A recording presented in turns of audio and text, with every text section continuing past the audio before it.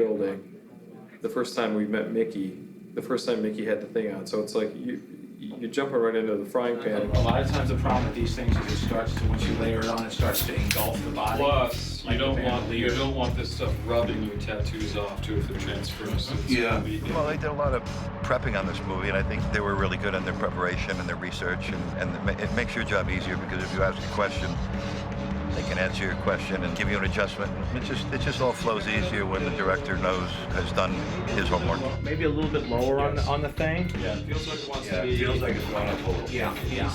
Angle forward and be about right there. Obviously, when you throw Mickey Rourke's name around, you kind of, the designers, the whole team sort of senses something a little bit different. It brings in a unique approach. But we're still early on that one, and I think it's going to be fantastic, but I think that we've got a long ways to go. This time around, we get to unveil the gun-riddled version of Iron Man that is War Machine. The War Machine, the design is awesome. It is absolutely fantastic. We developed a style for the suits in the first film. We wanted to continue that. And as the War Machine is built on the base of the Mark II, that was our starting point. The design of the suits works, we work hand in hand with Ryan Meinerding. It's really like John works for months with his camp on looks, then we kind of work with them on fusing those together. How bulky we could get, how many weapons we could fit on it and still have it look like a guy could walk around in it, like he would have the mobility that an Iron Man character needs. Those were the challenges. But when you have Legacy Effects bringing this to life for us, it's a huge pleasure to see it come together. The thing about a studio like ours, whether it's Stan Winston's studio then or Legacy Effects now, it's a core group of absolute comic book, I hate to use the word, let's call them fans. Shane will sit down and just break everything down.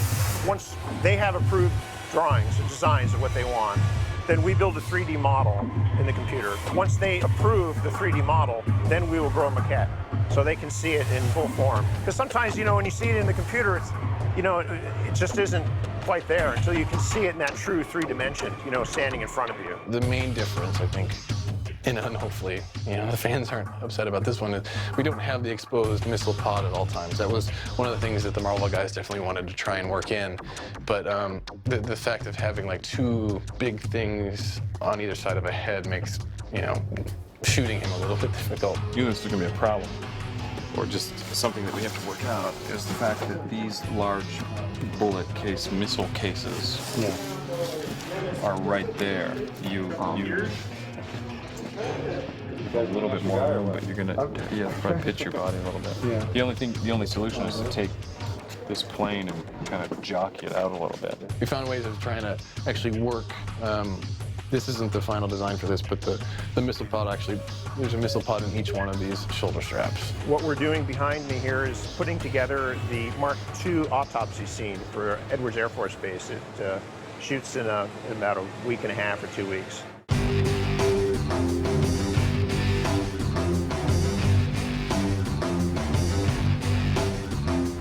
From our molds from the original show, we've recast pieces and have them all, this is all nickel plating, real metal nickel plating. We mocked this up at first, and John went through and decided what areas he'd really like to see broken apart that would work for the story in his mind. But you can see down in here, we'd never really seen the inside of the Mark II.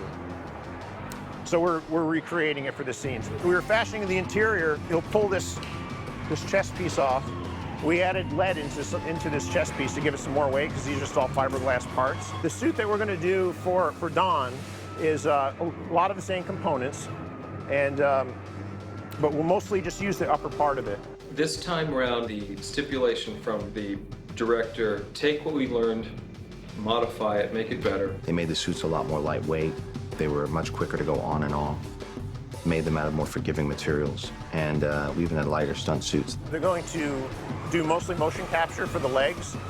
They found in the first film it was much more difficult for them to get the movement they really wanted, and it just took more time. They'll be able to speed it up a little bit more this time around. They made them lighter and better, more articulated, and ultimately making it look even cooler. It's cumbersome, but I think it helps for us to actually feel what we would feel in those pieces. It lets you feel a bit more of what the real dynamic would be inside something like that. Though I guess, you know, it would be more ergodynamically designed per Tony's instructions, but it still gives you a feeling that would be different than if you're just in the Lycra suit and you have some balls and tape around your arms. You know, it's hard to really feel the volume that that suit has. I was feeling the 45 pounds as well. So it's cool to get in that, and then it's really cool to get out of it.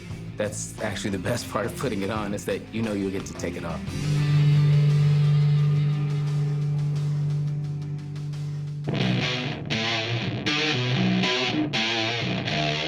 We're doing our camera test now for costumes and makeup. I'm looking at Scarlett for the first time with her new hairdo. I mean, when you think about what it would normally look like, I'd probably be wearing like some horrible like policewoman bun. So the fact is, like, we might as well make it look as good as we want, because it doesn't make any difference. You know what I mean? Yeah. It's a comic book, and plus when you're doing all the flips and things with the hair going, it's probably gonna be great. Then you could have those great moments where you sort of whip your hair, exactly. You whip your hair back. Well, I saw the final costume when we were doing wardrobe tests, and I was like, oh my God, this is just not fair. And Mary Joffrey's is costuming her. Once it became Scarlett, it became clear that, because I've also worked with Scarlett twice before, it's starting to get a plungier neckline, but it goes plungier later, so it's like a step in between. I get it. Good. It's great. Good. When I look at, I know, like, just watching her in other movies, I know you can tell what kind of figure she has, and I can tell what's going to look good on her. What's cool too is, like, you're still gonna be stuck to him because you're attached. So we're gonna have this conversation and then pop in on you like, hey, I'm still here. You know, and he's gonna be taking off the thing. Yeah, it's just gonna force awkwardness, which is great. Which is I'm a fan of. Yeah, you look great. Really like figuring out who these characters are. And I haven't seen her Black Widow look yet. I've seen some drawings, but that's when we really know. She's really getting into shape because she's been training and taking it really seriously. I've seen the tests that she's been doing, jumping off the cranes and doing the wire work and learning the combat. She looks pretty steady, and she's pretty brave and pretty committed, so that's good. It's the first time I'm seeing her as somebody who could be a, you know, like somebody who could be the star of a comic book movie. 3, 2, 1, go. 3, 2, 1, go. oh, like that. I was totally out of my element when it came to the physical part of this work, and for me, I've always, you know, I think I was excited to do something that was going to be a challenge for me, and you know, I'm fortunate enough that I'm young and able, and you know, I was certainly more than willing to be a part of the action, so to speak. She had a really good time doing it. Unlike some of us older curmudgeons, there's very little you can do to get under her skin. She's just consummately professional. You always choreograph according to what best fits the actor's attributes. You always have to accentuate, you know, what they do best. But at the same time, you want to create a style that fits specifically for, you know, the character you're doing in the movie. That's it. The great thing about Jonathan is he always shoots everything and cuts it together. We will edit it ourselves. We'll put in some After Effects to really show what it's going to look like in the end process. And we edit it per the storyboards, and then we present that to John.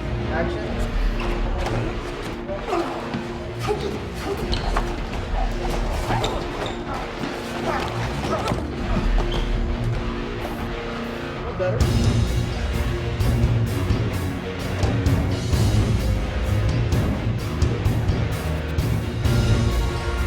These moves do exist because it was based off like flying head scissors or, you know, scissors throws and stuff like that. But when we're doing it for film, you know, depending on what it is, we kind of accentuate, you know, the throws a little bit.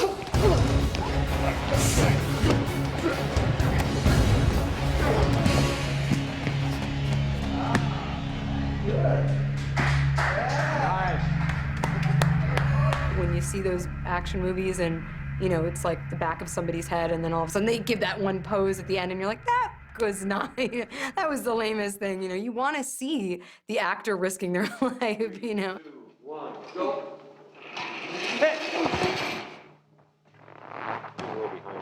Sorry. The wire work didn't really bother me too much, you know. I mean, the thing that's kind of strange about it is you have this tension pulling you in a completely different direction than where you want to go, and you're constantly fighting that. Let me see, so... Yeah, just like that. That's good. Ready? Okay. Stand by, and 3, 2, 1, go. Oh, Nice. there you go. That's good. Scarlett hadn't really done an action role, and she assured me that she would work as hard as she needed to both get in shape and do her stunts and learn all of that stuff. And she spent hours and hours and hours for months. By far the most dedicated actor when it came to the stunt work and the physical work. Yeah, superhero pose. Okay. We're working on the Natasha Superhero pose? badass super pose. Love that. I've done a lot of films in my career and worked with a lot of great actresses, and a lot of them put in a lot of great effort, but I got to tell you what, the effort that she put forth here is, I mean, second to none. She really put her heart into this one and really has worked hard, and it shows. Let's do one more, and then we'll move on to some other stuff. Okay. Okay. All right, let's go ahead and bring her out. It was so easy for me to be a part of that crew. I've never been so close with a stunt team before, and really they were like my little cheerleaders the whole time, and totally supported me through all of it. So I got very, very lucky working with Tom and his whole crew. And it was fun for me. You know, it's fun because you challenge yourself, and, you know, I'm competitive by nature. So for me, it's like I want to win. I want to be able to see my face on that screen and sell it to the audience, you know. We've been just working on the script, working on the sets, trying to figure out the logic of it, trying to figure out the action beats, and just every day, you know, shoveling away, getting the cast attached. You're so focused on every day-to-day challenge that you're not really thinking of the overall, and then it hits you that you're going to be shooting this stuff. And you just have to change modes to just jumping in. You just have to jump off the diving board because it's happening. And not only that, but you have to do it with conviction because you have a lot of people looking to you to show them what to do. I'm just trying to learn from everything I did last time and how to improve the process and the workflow. If you really try to focus on everything as you do coming up, you get overwhelmed. You have to step it back a little bit and just let it wash over you and just surf it. It just feels like you're surfing. You're just sort of riding the wave and not getting hung up on anything and just flowing with it and trying to maintain your energy and not get freaked out. Don't look down. You have to make the best movie for what you feel is the best story. And hopefully it resonates with the audiences. The fans, you know, kind of demand that. Everyone's pulling one rope, you know, and trying to create one thing. And when it works, when there's that sort of symphonic quality, then it elevates. It's up to us to choose, and it's difficult to choose the right elements to put into a 2-hour movie. I think as we started digging through that material, you know, it became apparent that there was a hero there that was kind of unlike all the others. I cannot wait to suit up and kick some ass. To the fans of Iron Man, I'm the biggest fan of Iron Man. It was my life. I lived it for 2 years, and since then, all I've been doing is thinking about it. I went around the world, saw how it was received. So now that I know that people share our taste, we're perfectly teed up in the sense that the audience is waiting to see what we do next, and I will not let them down. And this is the last moment, really, before we start shooting.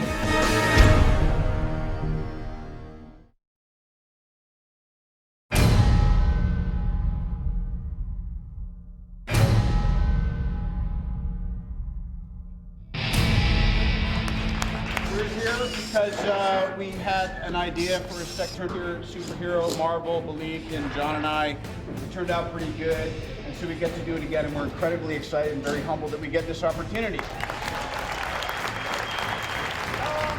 Favreau will be reprising his role as Happy Hogan and director. You